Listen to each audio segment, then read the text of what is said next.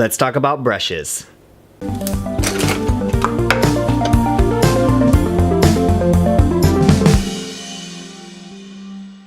Now there are two types of brushes. There's animal hair and then there's synthetic. Now animal hair, like the name suggests, it's made from animal hair, usually boar, horse, that type of thing, and it's, you know, their hair, it's real animal hair. And the synthetic, like the name suggests, it's synthetic or fake. It's fake, you know, bristles made of plastic pretty much.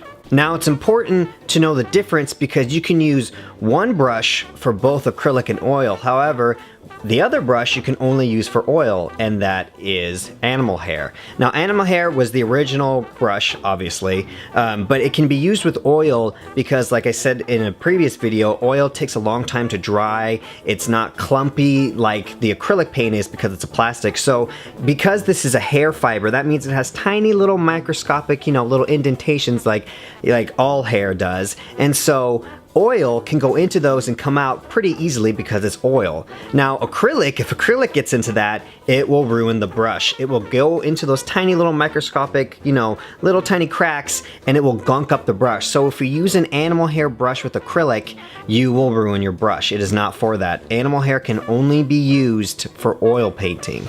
Now synthetic, on the other hand, synthetic is fake, so it doesn't have those tiny little microscopic cracks like the animal hair does. So you can use oil, you can use acrylic.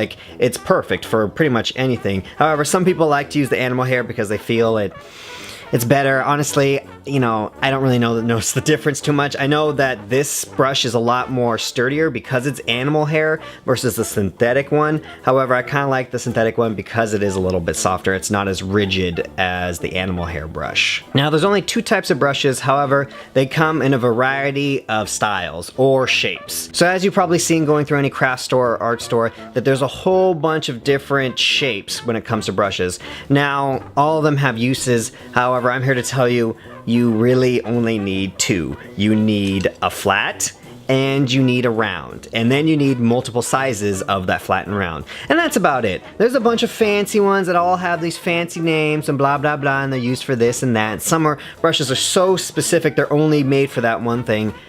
You don't need those, trust me. All you need is a flat and a round, and then different sizes of those, you know, big, large, and small. And that's about it. You can make anything you want with just those two shapes. You can buy the other ones, but really, I feel like you're just kind of wasting your money. I have some of those fancy brushes, but mostly just because they were gifts from other people, and I've honestly never used them because I never needed to. Now let's talk about the class system of brushes. Now if you've ever been to Michael's or any other type of craft store, you may have noticed that there's levels to brushes, as in level 1, level 2, level 3, and those are just, I guess, beginner, moderate, and professional. I have professional brushes, and then I have, you know, some of the moderate brushes and the beginner, and then I have ones that are even below the beginner brushes.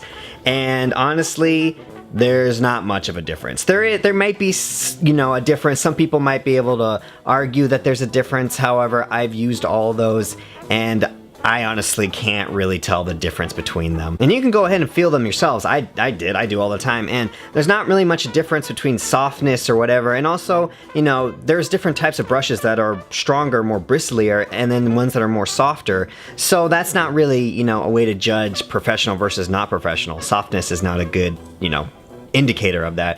So, you know, I can, you know, maybe they're made with better material because they're more expensive, but honestly, you know, we live in a world where everything's mass produced in the same place. The only difference is the name on that product. So, you know, like I said, I've used both for long periods of time, and I've had cheap ones that have lasted longer than my more expensive ones, and then I've had it vice versa, where the more expensive lasted longer than cheap ones.